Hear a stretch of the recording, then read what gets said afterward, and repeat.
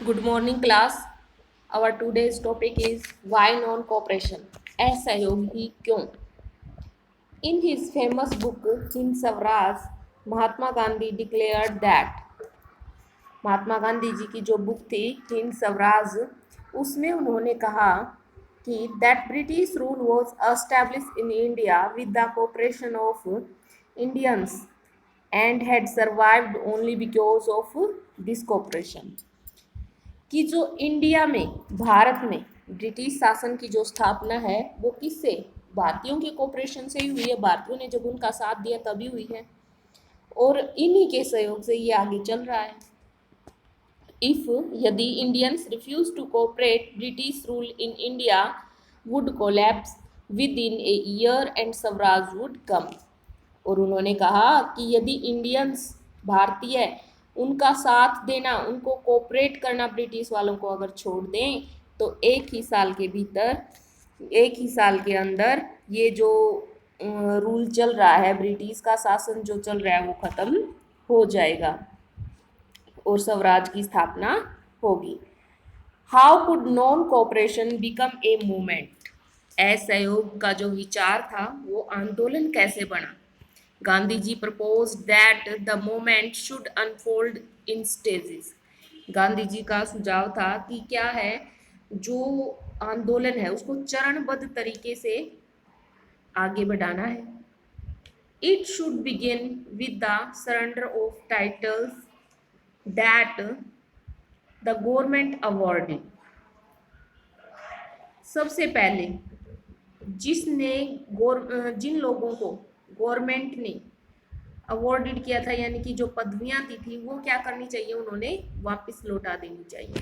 And a boycott of civil services, army, police, courts and legislative councils, schools and foreign goods.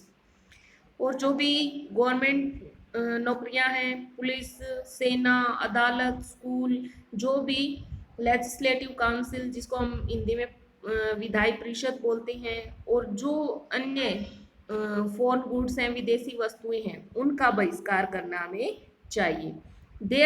Then, in case the government used repress, a full civil disobedience campaign would be launched.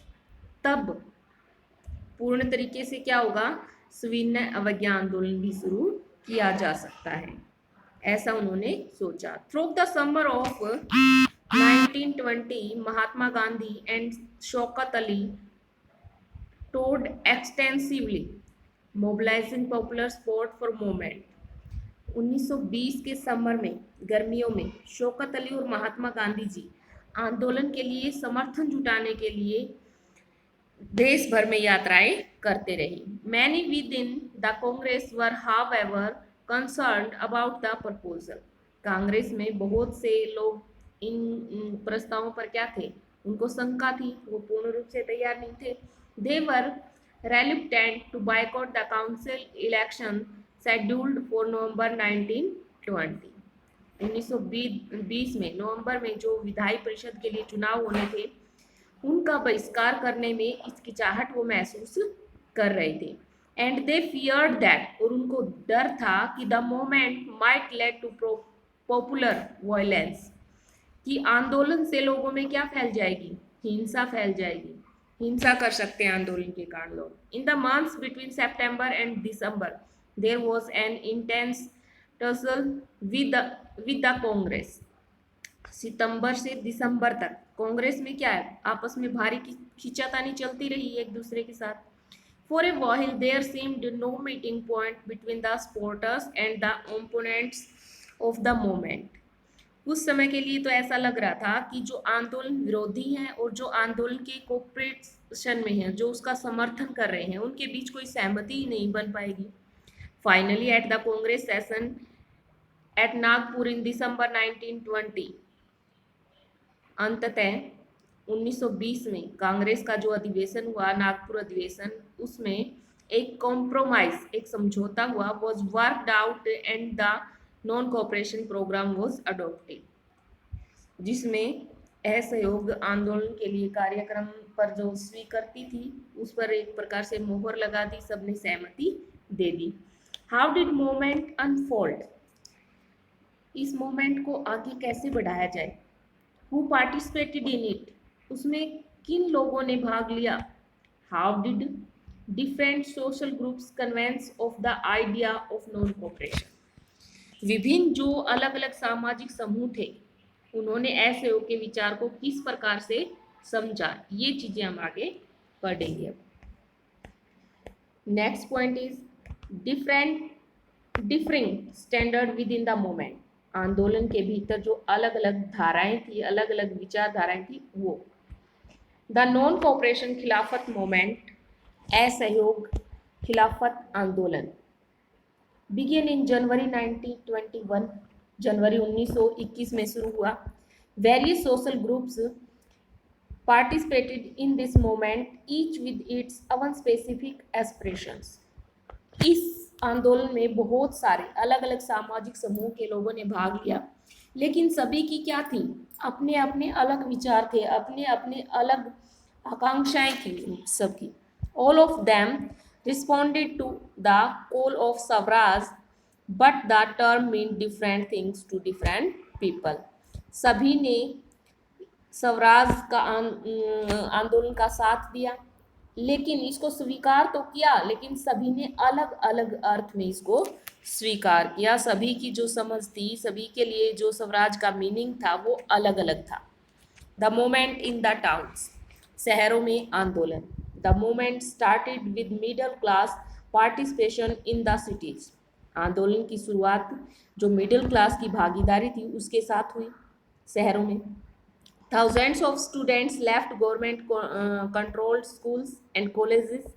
Headmasters and teachers resigned and lawyers gave up their legal practice.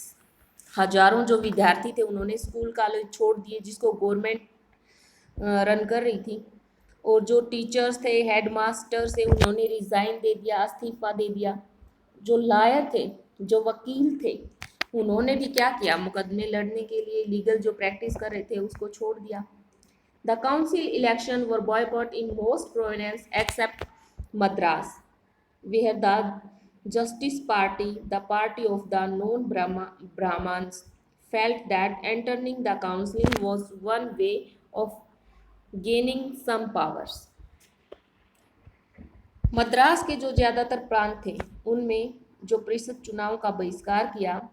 Madras में जो non ब्राह्मण थे, गैर ब्राह्मणों द्वारा बनाई गई एक प्रकार की जस्टिस पार्टी का ये मानना था कि जो काउंसिल में प्रवेश के जरिए उन्हें क्या है, अधिकार मिल सकते हैं, ज़्यादा उनको अधिकार मिल सकते हैं। Something that usually on Brahmans had access to,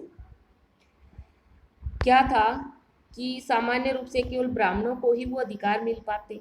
इस पार्टी ने इसीलिए क्या कर दिया, चुनाव का बहिष्कार कर दिया। The effect of non cooperation on the economic front were more dramatic, आर्थिक मोर्चे पर असहयोग का जो प्रभाव था वो और भी ज़्यादा ड्रामेटिक हो गया, और भी ज़्यादा नाटकीय रूप उसने धारण कर लिया। Foreign goods were boycott, liquids of picketed का अर्थ होता है, ये साइड में आपको दिखाया गया है पिकेटेड का meaning, a form of demonstration और protest by which people block the entrance to a shop, factory और ऑफिसेस।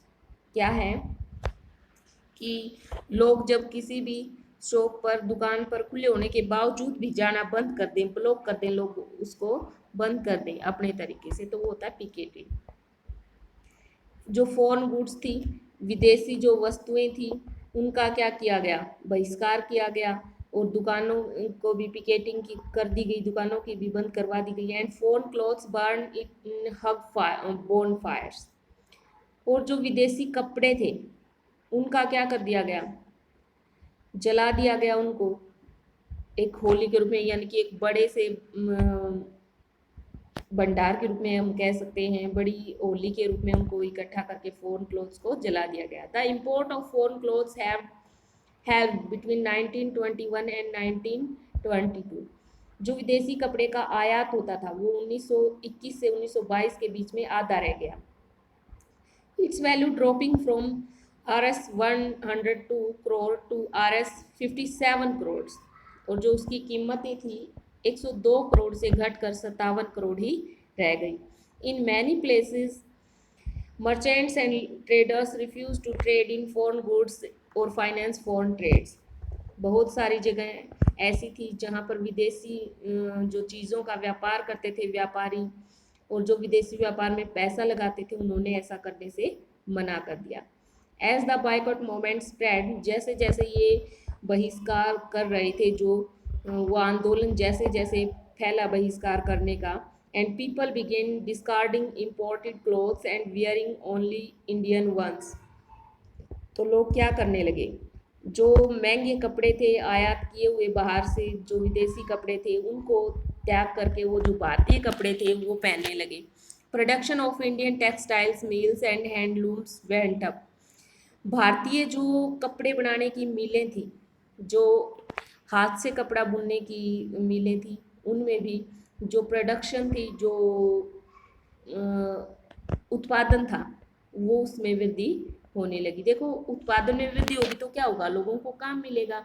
इंडियंस आज भी जैसे चाइनीज चीज़ों का क्या किया जा रहा है, छोड़ा जा रहा है, तो इंडियंस चीज़ हम खरीदेंगे मेड इन इंडिया तो क्या होगा, इंडियंस के इंडिया के ही लोगों को काम मिलेगा, रोजगार मिलेगा और हमें ही फायदा होगा।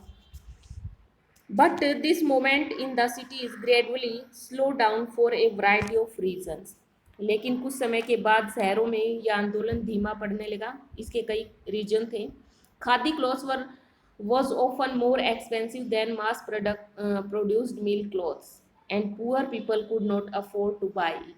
जो खादी का कपड़ा होता था वो महंगा होता था और मिलों में भारी पैमाने पर कपड़ा बनाने की तुलना में, क्योंकि मिलों में क्या है ज़्यादा कपड़ा बनता है, सस्ता बनता है, इसलिए जो गरीब लोग थे वो खादी नहीं पहन सकते थे, उसको खरीद नहीं सकते थे। How then could they boycott mill clothes for too long. इसलिए वो मिलों के जो कपड़े थे उनको लंबे समय तक उनका बहिष्कार नहीं कर सके, क्योंकि उनके पास इतना पैसा नहीं था कि वो खादी के कपड़े लेकर के पहन सकें। For the moment to be successful alternative Indian institution had to be set up so that they could be used in place of the British ones. British संस्थान जो थे उनके बहिष्कार से भी जो समस्याएं उत्पन्न हो रही थी, लेकिन आंदोलन की सफलता के लिए भारतीय जो इंस्टीट्यूशन थे उनकी स्थापना जरूरी थी, ताकि वो ब्रिटिश संस्थानों का, ब्रिटिश इंस्टीट्यूशंस का जगह ले सकें, उनकी जगह वो इंडियन इंस्टीट्यूशन को यूज कर सकें। These were slow to come up. और ये क्या किए जाती, ये जो प्रक्रिया थी वो बहुत धीमी थी, स्लो थी। So students and teachers began trickling back to the government schools and lawyers joined back work in government courts। इसलिए जो शिक्षक थे और जो विद्यार्थी थे उन्होंने क्या थे, दोबारा से जो गवर्नमेंट स्कूल्स थे वो ज्वाइन कर लिए, और जो लॉयर्स थे जिन्होंने अपनी प्रैक्टिस छोड़ दी थी उन्होंने दोबारा से कोर्ट में अपनी प्रैक्टिस शुरू कर दी। सो स्टूडेंट्स आज हम इतना ही करेंगे, नेक्स्ट टॉपिक हम कल करेंगे। आप अपने नोट्स साथ साथ तैयार करते रहिएगा। Thank you, have a nice day.